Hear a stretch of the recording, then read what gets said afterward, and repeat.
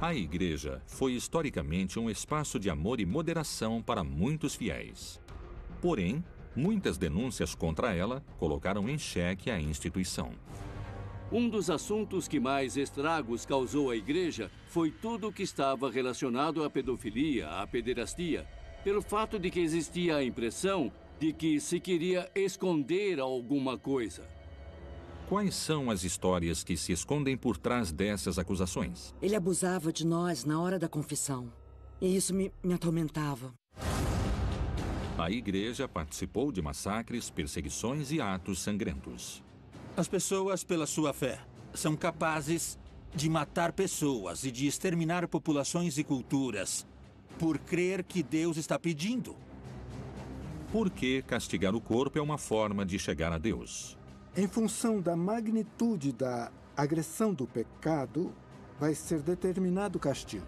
Inclusive, tem um caso muito conhecido de Orígenes, que foi um padre da igreja que cortou os genitais. Por que a igreja condenou o amor entre pessoas do mesmo sexo? Quando a religião e a igreja falaram que a homossexualidade era pecado, se gerou a homofobia. Será que os fiéis que se desiludiram vão poder recuperar a confiança perdida? Vai continuar tendo um papel culpabilizador? Ou a igreja vai ter que se reformar culturalmente para poder dialogar com as pessoas contemporâneas?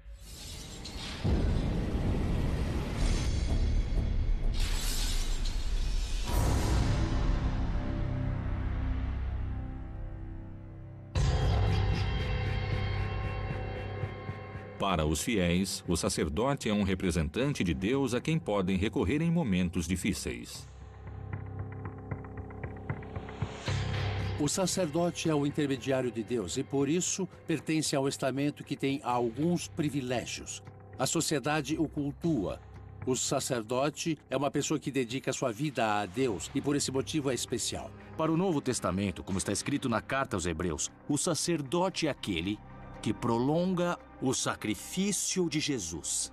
No sacrifício da liturgia, mas aplicado à sua vida. Na América Latina, o sacerdote é um ator que teve muita influência na vida cultural, mas também era uma autoridade moral. Era uma autoridade de poder também. Nas cidades de toda a América Latina existia o representante do governo, mas também estava o padre, que era como contrapeso. O padre era o valor e o peso do ético, do moral, diante do mundo jurídico e do poder político. Eu tenho que confessar como sacerdote que o mais impressionante do meu ministério é isso, é sentar-me no confessionário e aprender a receber no coração a dor das pessoas. Essa dor que depois podemos levar a Jesus. Isso é o mais lindo do sacerdócio, poder ser o padre que abraça a pessoa, o filho que sofre, poder acolher no coração as dores dos outros e levar ela embora. Isso é ter uma resposta concreta que é o próprio Jesus. O abuso que nós tivemos nesse mundo contemporâneo foi o abuso de poder. Foi o abuso da representação, que nesse caso significa o papel do clero. Isso nos deixa enxergar os papéis diferenciados que existem. O clero tem um monopólio de uma verdade religiosa. Nos últimos tempos, a igreja enfrentou várias denúncias por abuso sexual por parte de pessoas que admitem que sofreram crimes cometidos por membros do clero. Como isto afetou a instituição? A igreja aceitou essas acusações? Quais foram as medidas que a Santa Sé tomou? Um dos assuntos que mais afetou a igreja durante o papado de Bento XVI foi aquele relacionado com a pedofilia, a pederastia. Naquele momento começaram a vir à tona diversos casos de sacerdotes que tinham cometido esse tipo de delito. E isso afetou muito a igreja, pelo fato de que existia a impressão, por parte de muitos, de que a igreja queria esconder esses delitos. La pedofilia è una deformazione psichica di una malattia della psiche. Ci sono dei malati di pedofilia. As pessoas mais críticas consideram que a igreja nega os fatos e não intervém como deveria. Faz-se vista grossa. Não os punem como deveriam. As sanções são leves. Eles cometem enganos. Temos o caso de Oaxaca, não é? Tem um padre, o famoso padre pedófilo de Oaxaca, que estuprou 100 crianças indígenas. Do ponto de vista emocional, isto é uma traição afetiva, uma traição da confiança. O bispo da diocese tentou protegê-lo e essa é uma atitude que continua existindo, essa proteção interna. A cumplicidade do poder judiciário é tão forte, a cumplicidade do poder político é tão forte, a cumplicidade do poder midiático é tão forte. E por isso esses sacerdotes abusam e a vítima é desacreditada. É bom lembrar agora como eles justificavam esconder a pederastia. Eles falavam, se a gente tornar público estes pecados de alguns sacerdotes, vamos estragar o prestígio de uma instituição tão valiosa como é a Igreja Católica. E vamos enfraquecer a fé, que é tão importante e valiosa para nossos crentes. Muitas pessoas não entendiam que puderam existir e existiram pederastas. Houve sacerdotes que cometeram o terrível delito da pedofilia, mas se tratava de casos isolados. Depois de muitos anos, algumas vítimas conseguiram contar suas histórias e descobriram que não eram casos isolados. Os abusos aconteciam em acampamentos que ele organizava por meio da igreja. Ele abusava da gente na hora da confissão. Isto, para mim, é o que mais me perturba. Naquele momento que era tão secreto, porque para nós, um padre é quase como um deus. Isso me atormentava. Muitas dessas pessoas não denunciaram no momento que aconteceu porque eram crianças, porque não acreditavam neles, porque isso significaria enfrentar um Golias enorme. As vítimas, principalmente nos últimos anos, têm sido mais corajosas. Quando se juntam aqueles sobreviventes do abuso eclesiástico, o primeiro contato entre eles é como se fossem as crianças abusadas se encontrando. Encontrei mais de 30 pessoas adultas que sofreram abusos, homens também. O que acontece é que muitas pessoas não têm coragem de falar, nem de falar o nome delas. Muitas famílias dessas pessoas não sabem desses abusos. É algo muito difícil. Que medidas a igreja tomou diante das denúncias que surgiram nas diferentes dioceses do mundo? Os bispos dos Estados Unidos exigiram um estudo aprofundado sobre a relação entre o celibato e os abusos. Se encontraram com uma surpresa. Essa relação não tem nada a ver. O lugar onde mais se cometem esses abusos é dentro da família, com o padrasto dos filhos, com o professor dos filhos, com os tios, que são pessoas que não vivem o celibato. É possível condenar toda uma instituição por culpa dos atos de um homem? A situação mudou radicalmente quando os papas começaram a se reunir com as vítimas. Bento XVI se reuniu com as vítimas em muitas viagens que ele fez. Francisco quis que muitas dessas vítimas o visitassem na casa de Santa Marta. Ele se reuniu com elas a sós e pediu perdão por todos os abusos e pediu perdão por todas as vezes que os padres, os bispos não fizeram o necessário. Tem pessoas que separam ou dividem, entende, a fé daquilo que aqueles padres foram, da instituição e daquilo com que eles tiveram que enfrentar. Nossa luta é contra aqueles que cometem delitos terríveis, que são as freiras e os padres abusadores. Não é contra a fé, não é contra as pessoas que têm fé na religião católica. O que deixaram claro esses episódios vividos no interior do clero? O interessante é que a pederastia mostrou que a igreja é igual a qualquer outra instituição, como os colégios, como os militares, como os partidos políticos. É uma instituição humana que de sagrada não tem nada. A igreja é como qualquer organização humana. Os papas, como João Paulo II, como Francisco, têm que saber que essas coisas acontecem e que aquilo que se fala sobre não permitir isso, sobre não tolerar esses abusos, é mentira. Os padres que abusaram continuam perto de crianças. Absolutamente todas são situações dramáticas. Não tem situações piores. Todas são terríveis.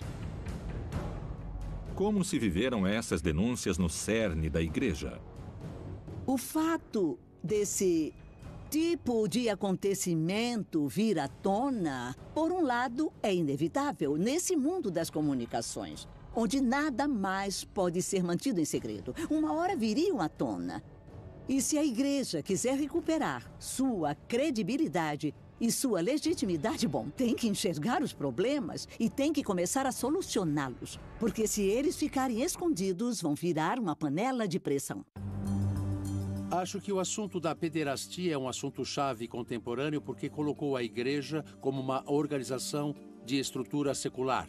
Antes, ela era enxergada como uma sociedade perfeita que devia ser luz e indicar o caminho para a sociedade e a cultura secular pecaminosa. Não, hoje a igreja se enxerga a si mesma como uma estrutura de poder e de pecado.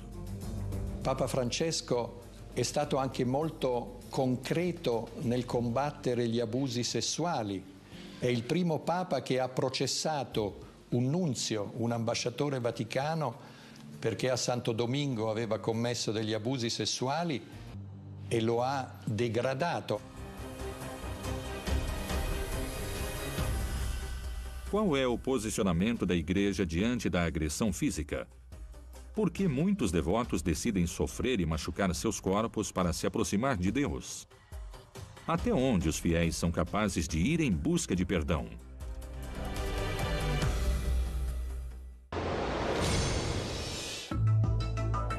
As denúncias de casos de abuso sexual no cerne da Igreja Católica colocaram em xeque uma das instituições mais poderosas do mundo. Para muitos estudiosos, o posicionamento da Igreja provocou o afastamento de fiéis e estabeleceu uma luta feroz no interior da Cúria. Por que, em algum momento, se considerou que o corpo devia ser castigado? Por que tantos homens e mulheres adotam condutas extremas? Qual é o limite entre a devoção e a agressão física? Aquilo que é pecado foi mudando ao longo da história da igreja. Quem decide o que é pecado? Os sacerdotes e os bispos costumavam se reunir em sínodos, em concílios, e por maioria de votos se decide o que é pecado e o que não é pecado.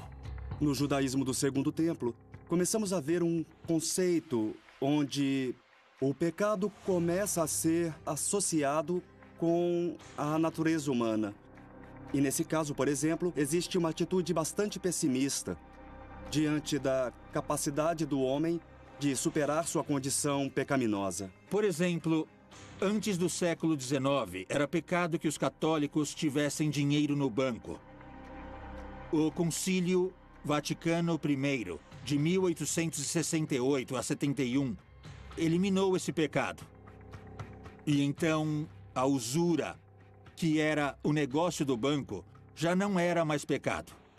Muitas pessoas começaram a imaginar a Deus como aquele olho dentro do triângulo que é conhecido como olho de Horus, porque era assim como Horus olhava o Egito. E a partir do século VI começou a aparecer nas igrejas católicas, nos altares. Quer dizer que Deus te vê, mesmo que você não confesse o que você guarda no seu coração. Qual foi a relação entre a culpa e o pecado? A culpa é um gancho, onde os sistemas de dominação entram na pessoa. A partir do momento da invenção do sacramento da confissão, vai começar a se criar uma sociedade que vai acreditar que amar é confessar tudo. Por isso o cristianismo muitas vezes interpreta o corpo como uma coisa pecaminosa e separa a carne do espírito. Em alguns grupos cristãos existe a culpa que gira em torno dos prazeres. Em função da magnitude da agressão do pecado, o castigo será determinado. Esse castigo podia ser, na Idade Média, sair em peregrinagem. Lembrando que sair da cidade de Lyon, na França, e ir a pé a Jerusalém não é pegar um avião que vai demorar algumas horas. Durante séculos, caminhar longas distâncias era uma forma de entrar na graça de Deus.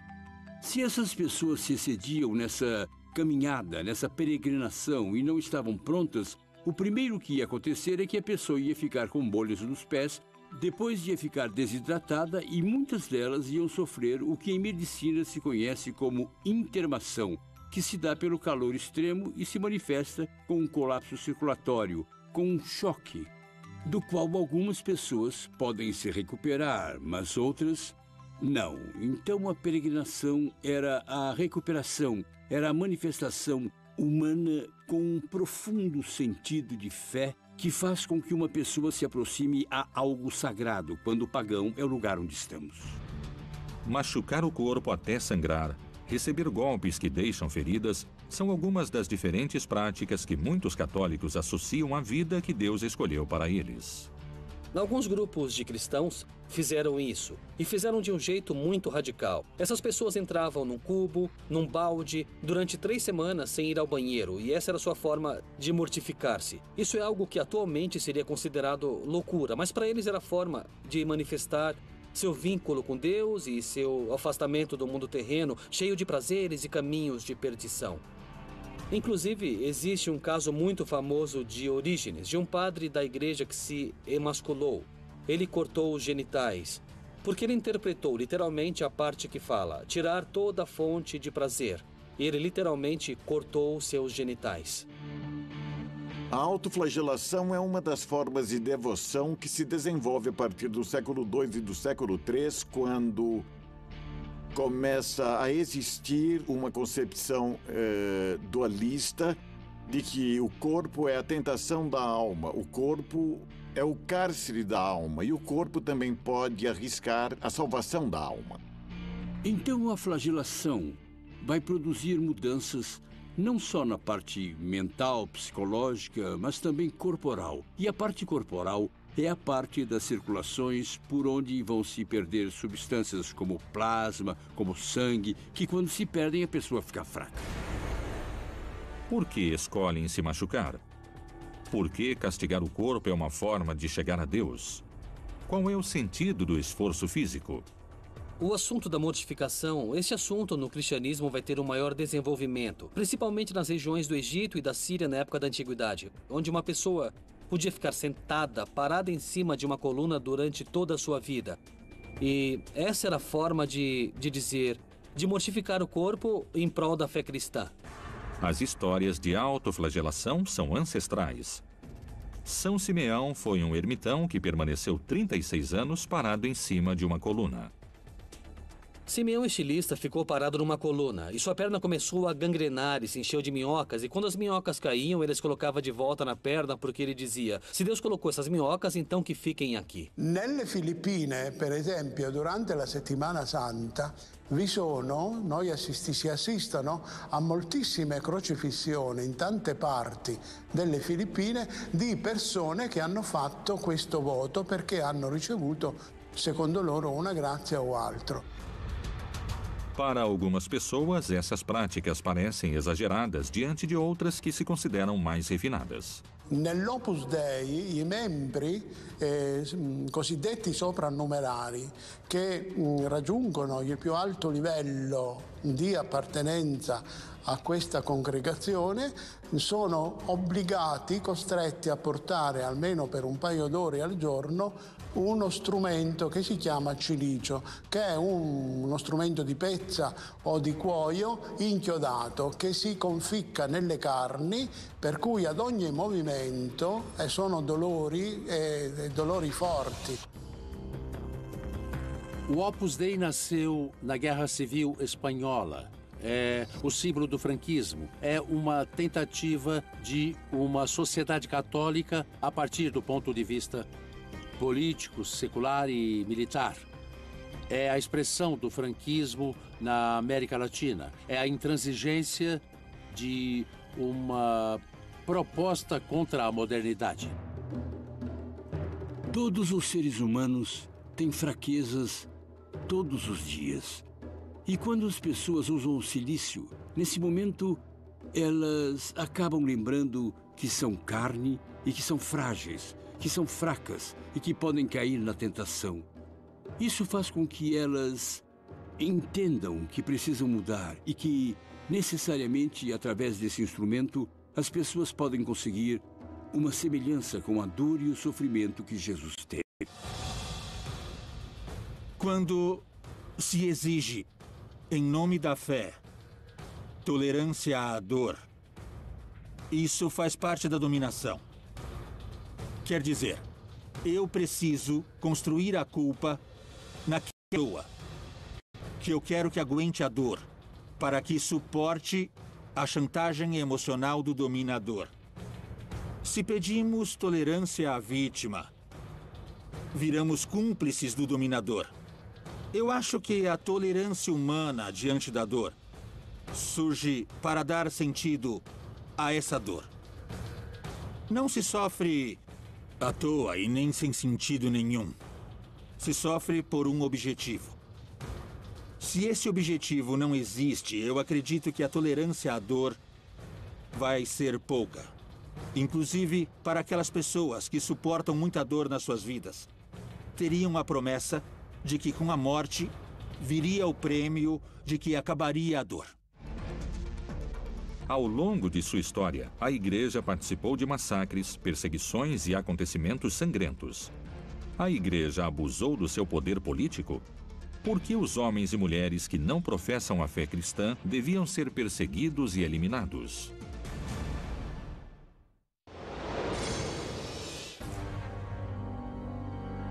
Ao longo dos séculos, a Inquisição usou a violência e perseguiu aqueles que negavam a existência de Deus. Qual foi o uso que a Igreja fez do seu poder político? Por que aquele que pensava diferente devia ser julgado?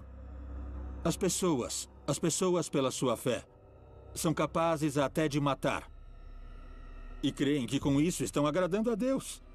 São capazes de matar pessoas e de exterminar populações e culturas, porque acreditam que Deus pediu.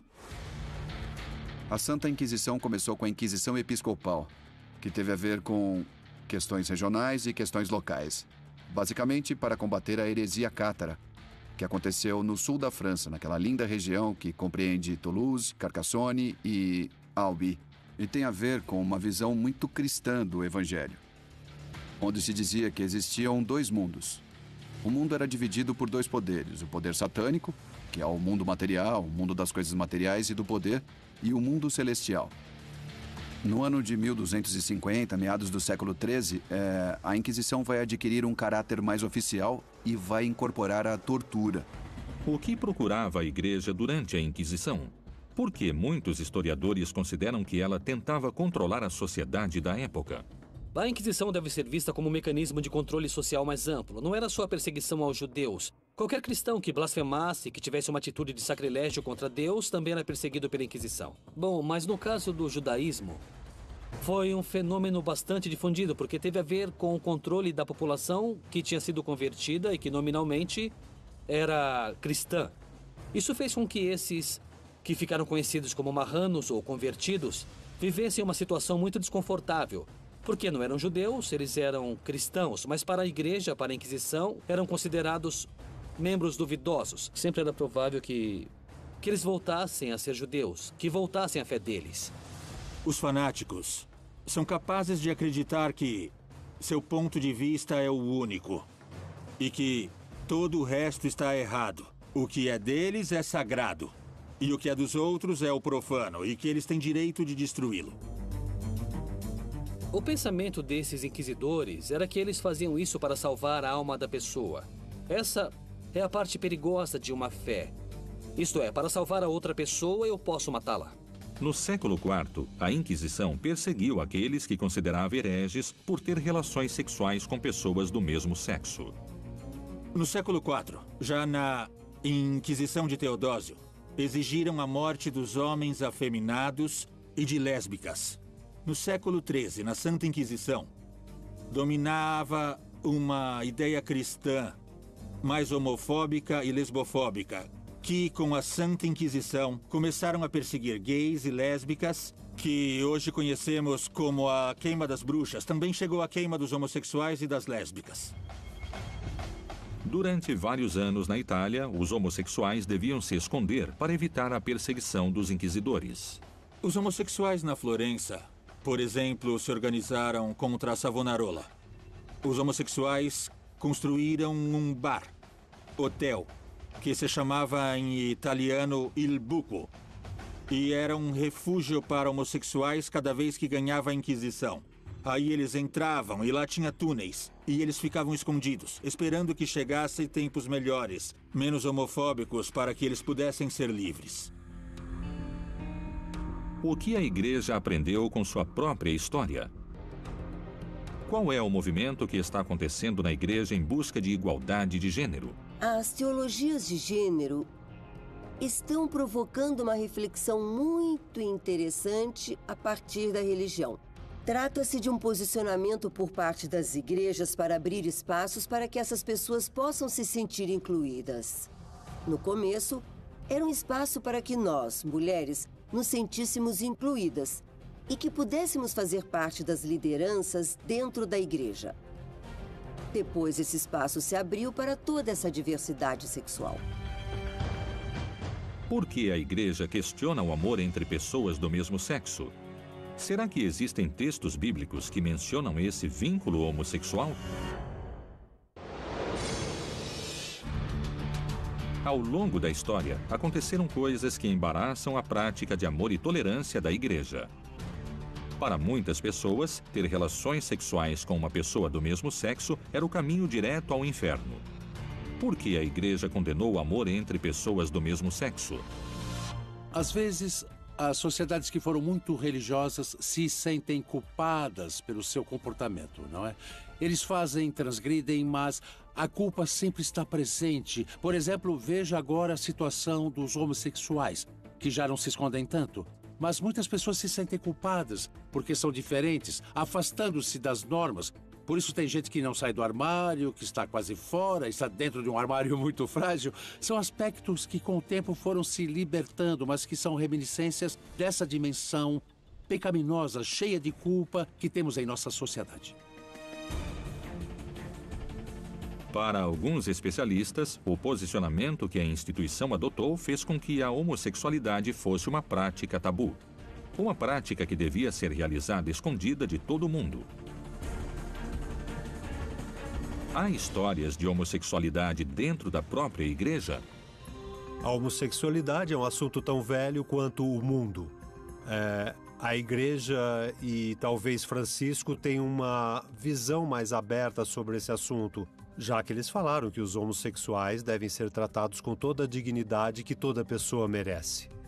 Mas isso não quer dizer que a igreja vai abrir sua doutrina à homossexualidade, porque o catecismo é muito claro sobre esse assunto. A igreja é muito conservadora no que se refere à sexualidade, à homossexualidade e à homossexualidade. E isso é algo triste, porque quando existem instituições onde só há homens ou só há mulheres, os casos de homossexualidade nascem. Isso é inevitável. É como negar que o sol existe e dizer que não há homossexuais, que não há homossexuais católicos e cristãos, e também dentro da igreja. A Igreja Católica e as igrejas cristãs tiveram, ao longo da história, posturas diferentes diante do amor entre pessoas do mesmo sexo. Os primeiros cristãos não pensavam que o amor entre pessoas do mesmo sexo fosse algo que tirasse a santidade da pessoa ou a levasse ao inferno. Ou seja, não era pecado o homossexualismo nem o lesbianismo. Se mi domando se Gesù ha mai castigato, deprecato, condannato l'omosessualità esplicitamente, a me non risulta. Naturalmente c'era stato addirittura qualcuno che aveva ipotizzato non solo che Gesù avesse un amante nella Maddalena, ma anche che fosse affezionato sessualmente a Giovanni Evangelista. Secondo me tutto questo potrebbe anche darsi, non mi scandalizzerei per niente. Tem documentos que falam sobre um rito católico para irmanar homem com homem ou mulher com mulher. no século X d.C. Esses documentos estão no monastério beneditino de Grottaferrata, no sul de Roma, na Itália. E onde tem uma reza que diz: Ó Senhor nosso Deus, que criaste o homem à tua imagem e semelhança e lhe deste poder sobre toda a carne. E que diz: e que permitiste que teus santos apóstolos Filipe e Bartolomeu pudessem se unir em um casamento. Eles não foram unidos pela natureza, mas sim pelo amor que sentiam no Espírito Santo e na modalidade de nossa fé. Se dois homens fossem se unir, eram abençoados por dois santos gays. E permitiste que São Sérgio e São Baco se unissem em casamento um do outro. E ele utilizava a palavra em grego, casamento, damos. Não há dúvidas ao que se refere. E se fossem mulheres, eram abençoados, além dos apóstolos Filipe e Bartolomeu, por duas santas lésbicas. Tu permitiste que Santa Perpétua se casasse com Santa Felicidade. A divindade é perfeita. A divindade não erra. E Deus não fez esses seres humanos por engano. Eles não são um erro da divindade. Eu acho que eles devem ser acolhidos como filhos e filhas de Deus. Eu não penso assim. Para mim não faz sentido essa discriminação terrível e constante que obrigou a tantos jovens a cometerem suicídio e que causou o sofrimento de tantas famílias que não conseguem entender que isso é algo normal, algo que acontece até com os animais. Deus mudou de opinião 200 anos depois. 200 anos depois, virou pecador. O homossexual virou pecador na Inquisição de Justiniano no século VI. No século VI, a perseguição aos homossexuais se intensificou e aos poucos se tornou uma prática sexual completamente pagã, que só procurava o prazer e o orgasmo. E pelo fato de não procurar a procriação, não fazia sentido esse ato sexual. Os estudiosos da teologia de gênero procuram uma nova perspectiva da sexualidade. Quanto será que influenciará essa perspectiva nas mudanças dos próximos anos? Sem sombra de dúvidas, quando a religião e a igreja apontaram a homossexualidade como pecado, surgiu a homofobia. Surgiu a aversão aos homossexuais. Surgiu a perseguição aos homossexuais. Mas é necessário lembrar que a igreja repensou isso nos últimos catecismos e pastorais. E da mesma forma em que a ciência não considera mais a homossexualidade como uma doença, a igreja já faz algum tempo, nos últimos anos, começou a repensar a ideia de pecado. Porque o pecado não é fazer isto ou aquilo. O pecado é aquilo que nos separa de Deus, do outro e dos outros. O posicionamento da igreja diante dos homossexuais é de acolhimento, porque são pessoas.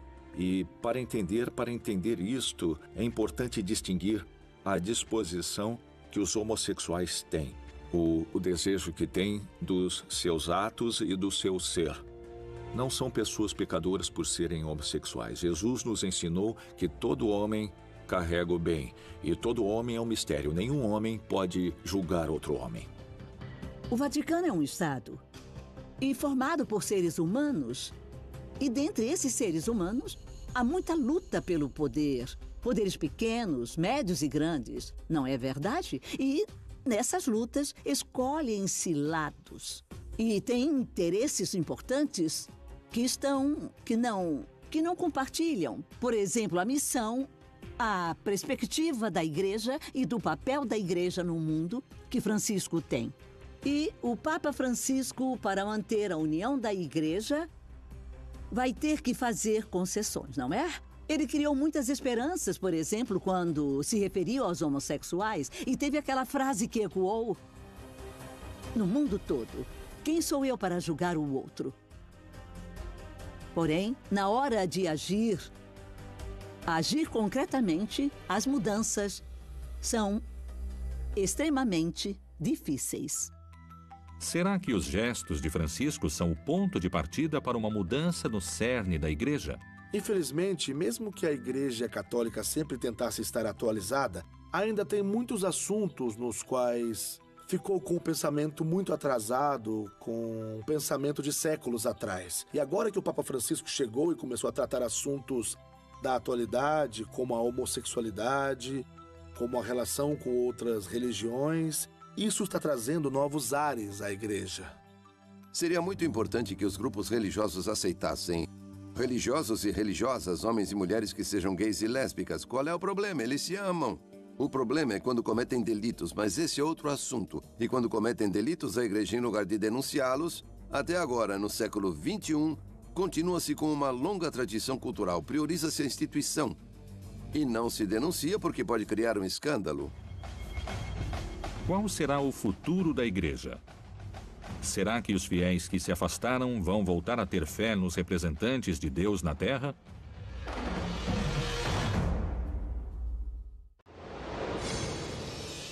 Se uma pessoa é gay e cerca o Senhor e a boa vontade, mas quem sou eu para prejudicá-la? As declarações do Papa Francisco não evitaram que se discutisse um dos assuntos mais atuais da Igreja Católica. O jornalismo internacional, inclusive, se atreve a falar de uma instituição renovada. Durante muitas décadas, se confiava tudo à boa fé e à boa vontade das pessoas. Se confiava tudo à boa vontade dos principais colaboradores do Papa, que não precisavam dar nenhuma explicação a ninguém. Isto colabora muito, sobremaneira, para que se dê o abuso. Aos poucos, a cultura da transparência foi crescendo. Isto começou com João Paulo II, Bento XVI tentou e não conseguiu, e o Papa Francisco, sem sombra de dúvidas, vai ser o Papa da transparência. Quais são as prioridades do Papa Francisco? Na sua agenda estão os assuntos sobre a diversidade sexual? O Papa Francisco está mexendo com interesses muito poderosos dentro da Igreja Católica. Ele disse várias vezes que ele espera que, antes de concluir seu papado, que possa mudar 3 coisas na Igreja. Que o celibato seja opcional, não obrigatório, que as mulheres tenham outro lugar dentro da Igreja e que se reconheça a união entre pessoas do mesmo sexo.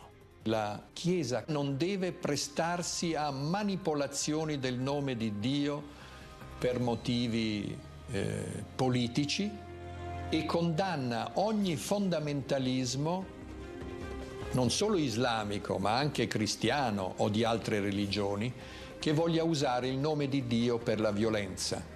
Francisco é um reformador e começa com uma mudança de atitude. Não quer uma igreja fechada e sim aberta, uma igreja plural. Outro aspecto muito importante é que Francisco propõe uma sensibilidade maior para poder entender o homem e a mulher contemporâneos. O que significa essa nova sensibilidade? Significa que a igreja pode perder essa atitude de condenação diante dos homossexuais, diante do tema do aborto, diante do papel da mulher que muitas vezes se sente ameaçada nesse universo masculino. Francesco parla di una rivoluzione della tenerezza e questo implica anche un cambiamento forte della struttura. Francesco è molto critico contro i peccati della Curia Vaticana o dei vescovi o del clero. Francisco deu uma série de passos onde a doutrina não mudou, onde não mudaram os grandes fundamentos dos dogmas da igreja. Mas ele está pedindo uma mudança de atitude da igreja. Isso fez com que os setores que estiveram numa crise profunda, que levaram a igreja a uma crise profunda, enfrentassem a Francisco. Eu acho que ele é um Papa pastor, próximo das pessoas. Um Papa que está tentando fazer com que as políticas do Vaticano estejam mais próximas do Evangelho e não da Inquisição. Será que Francisco vai poder atender às reclamações dos fiéis homossexuais? De que forma se mantém a postura daqueles membros da igreja que se opõem às mudanças? Esses setores conservadores querem manter uma agenda moral, onde a igreja é aquela que determina o que está bem e o que está mal no comportamento da sociedade, uma espécie de juiz.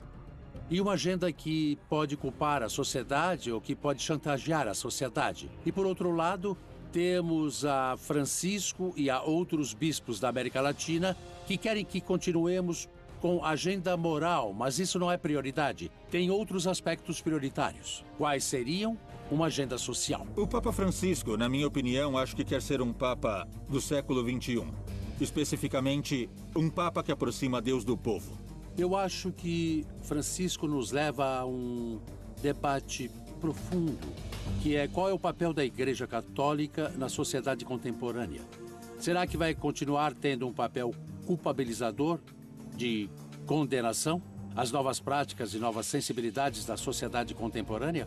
Ou será uma igreja que tem que se reinventar culturalmente para poder dialogar com as pessoas contemporâneas? Se a igreja não abrir a cabeça aos temas atuais de discussão, como a violência, a injustiça, a corrupção, os direitos reprodutivos das mulheres, a integração da diversidade sexual, o reconhecimento das lideranças das mulheres, o tema das crianças, dos direitos das crianças e não solucionar esses escândalos de pedofilia e de pederastia, e não solucionar tudo do jeito certo, o futuro da igreja vai ser o de ter cada vez menos membros. Vai ser uma igreja cada vez mais mofada, mais velha, mais vazia. E vai ter poucas possibilidades de voltar a ter a sua credibilidade. Atualmente, a Igreja debate sobre quais deveriam ser as mudanças necessárias para voltar aos princípios transmitidos por Jesus. Será que o Papa Francisco vai conseguir o que ele deseja e vai terminar com essas histórias de abusos e discriminações no interior da Igreja?